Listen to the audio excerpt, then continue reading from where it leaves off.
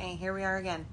So, if you didn't watch part 1, I think it's only like 5 minutes, but if you didn't watch part 1 and you don't plan on it, you're afraid. You need to stop being afraid because you have good things coming, but you need to be humble about it. Okay? So, the next part of our reading that we got is sensational, if you ask me. So the first thing that we got is the Queen of Cups, okay? So with the Queen of Cups, she's talking to us about like she is here for us emotionally to help guide us in finding a balance within ourselves, okay? We need to not be moving from an egotistical side. We need to be moving from a more grounded side, and I think everybody needs that, especially now. I'm not saying you shouldn't be full of yourself. You absolutely should be, because you're an incredible human, I'm sure, and you're wonderful in your own way.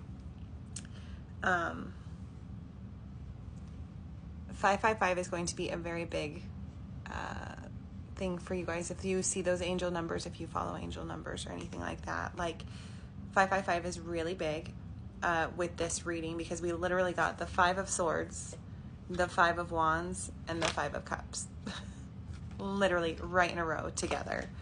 So with the 5 of Swords in reverse, this is talking about where we are and why we are there. Okay? Who put us here? Although we might not have meant to, we put ourselves where we are. You put yourself where you are, and only you can get yourself out of it. Okay?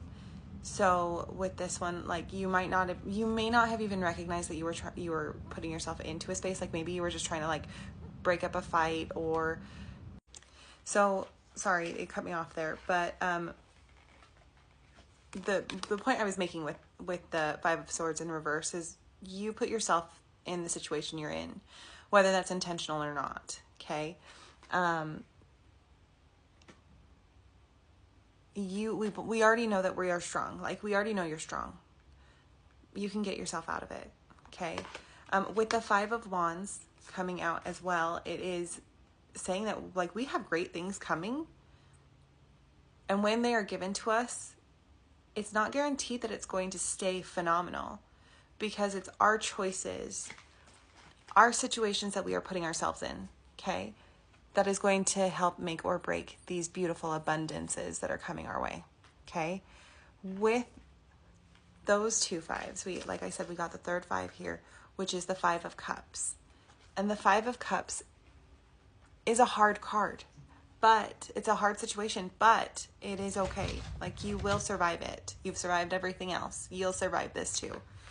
Okay. With the 5 of Cups, it's talking about how pain is part of life, but phenomenal new opportunities are coming when we let go of what it is we've been holding on to.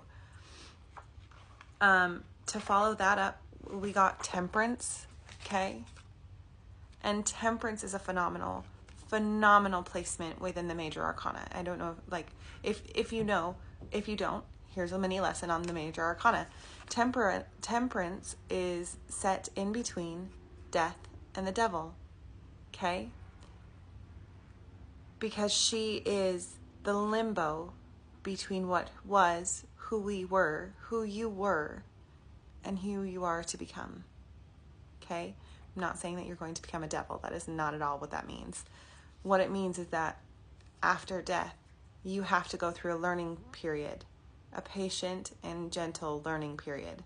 Okay? We are unlearning everything we've ever learned about ourselves. Well, a lot of us are, at least. And we are becoming something better, and it's taking time because we're doing it right. We're not rushing in.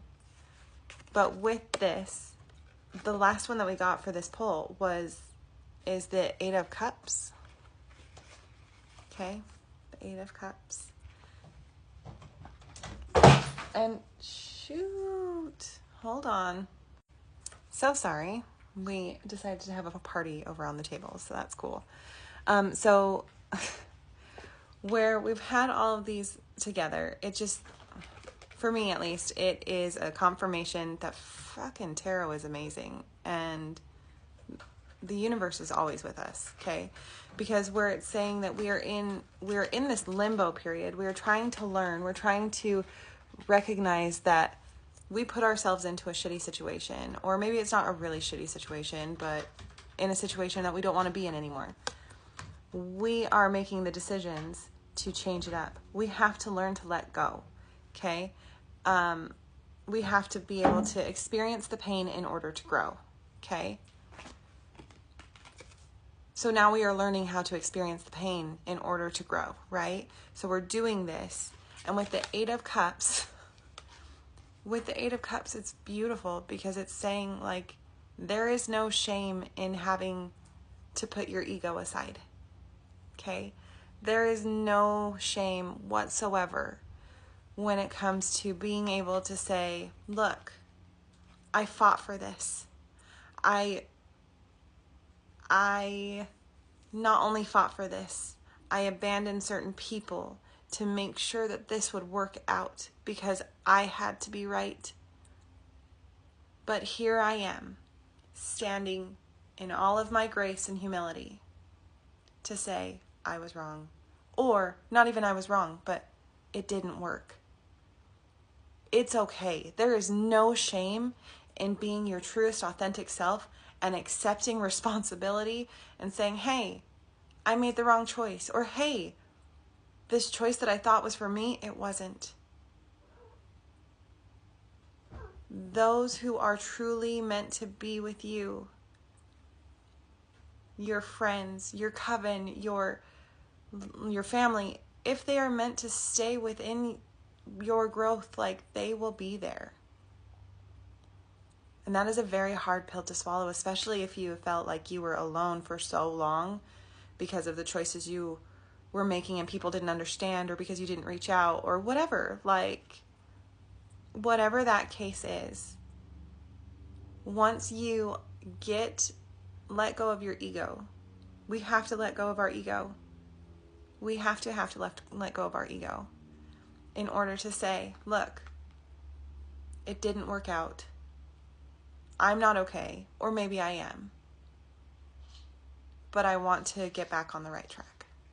And that is a phenomenal, that is so good. Like, that is so empowering and powerful. There's no shame in that at all. And take it from someone who's had to do it before. Like, there isn't shame. It feels like there's going to be shame, but if your situation was anything like mine, you were met with a love net. And not even if your situation was anything like mine, hopefully you have found your people that will catch you with that love net. And I'm sure you have, even if you don't realize who it is. Okay, I'm going to take it to a part 3 for the oracle portion of this.